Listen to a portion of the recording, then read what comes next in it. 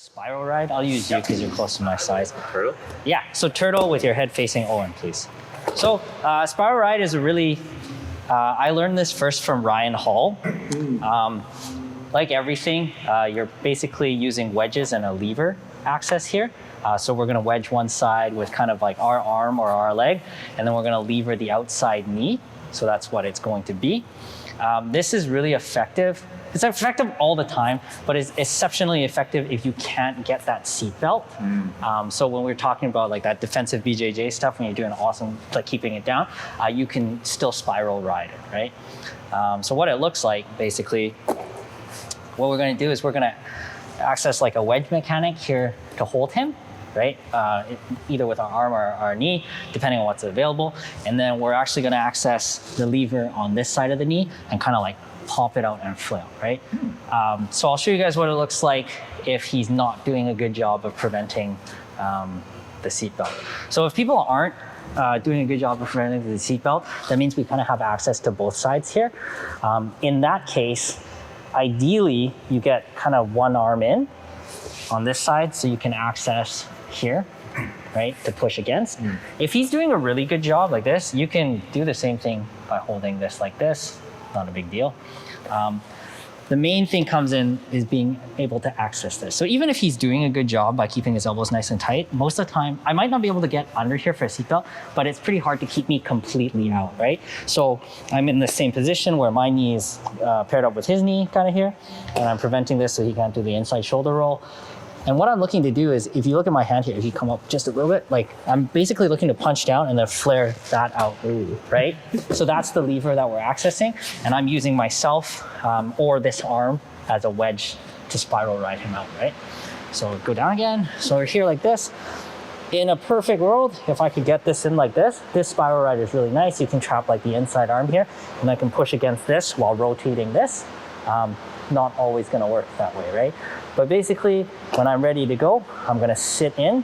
You can spiral ride from this position, but it's a little bit easier if you sit into it and turn. And basically, I'm gonna rotate him. So I'm gonna drop to this knee, and as I rotate, this kind of flips that open, right? And I have this control here, so he can feel the pressure is on the back of my forearm there, right? It works the same even if you can't get that. It's not a big deal. If he did a really good job of tucking this one in at least, no problem. I just kind of push down on it and there. It's because the pressure's still there. This is really hard to keep out. He won't be able to do it, right? You can spiral ride with this foot up as well. Again, I'm just gonna use the inside knee here to twist and open him. But I find as a smaller person, I'd rather use my body weight. So when I sit into it, that same shin against here, so the wedge is here, kind of pushing here, kind of blocking both. And all I'm gonna do is kind of connect him and like roll him up. And you feel that there, right? It's like, I'm exaggerating because I'm like, But common mistake is people try to kind of push into this.